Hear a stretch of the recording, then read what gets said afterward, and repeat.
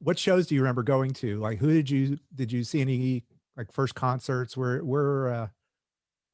where'd you go Well, I shopping mean, for records? What'd you do? What was a typical day like in oof, 19, you know, late you, 80s, I guess, when you came of age?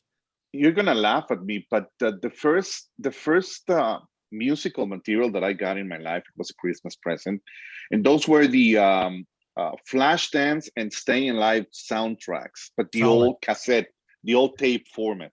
I Yeah. used to play it at the sound system that my parents had at the living room. Oh my God! I mean, I felt like I was the coolest kid in my neighborhood, and I were going back and forth, and then it's when I became a little bit obsessive that I discovered that when I like a song, I go backwards Yeah. and backwards and again, and I can hear a song.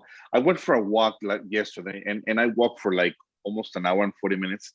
I heard the same song for an hour and 40 minutes because it really made me feel like motivated to go for the walk, and that's Oh, that's how how obsessive I am.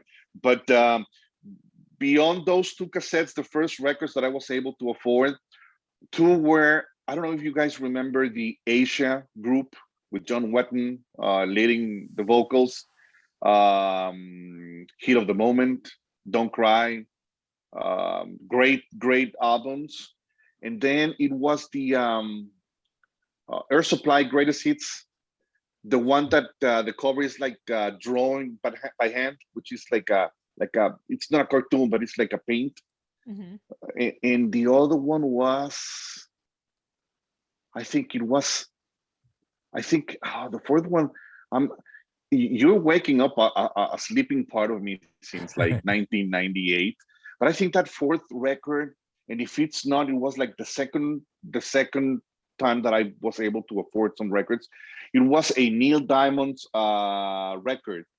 A hit, some hits where you had Coming to America, You Don't Bring Me Flowers. It's like a kind of a pinkish cover. He's sitting like on a couch, and I think he's not wearing the shoes, and he has his leg crossed. That's a classical one as well. So you strike me as someone who maybe you like to do karaoke. You might like to sing some of Oh, these forget songs. it. No, not No, even when I'm taking a shower. No, not no. I even air was. support. You're not belting out. So I'm all out of love. You know my voice, my ranges singing are like this. I mean, this is not like this. Me too. It's like this. So uh, Air Supply was like a really high tone, and I enjoyed it. I saw them live in Guadalajara. Concerts became like something really big in Mexico, like around 1987, 88, 89. A group in Mexico, a company started bringing artists, and one of the very first that came to Guadalajara, I'm not sure the very first one was Rod Stewart, because we're talking about 19, I think it was 1989, with that Vagabond album. Do you Yeah. remember that one? Yeah. Forever Young and something Yeah. like that.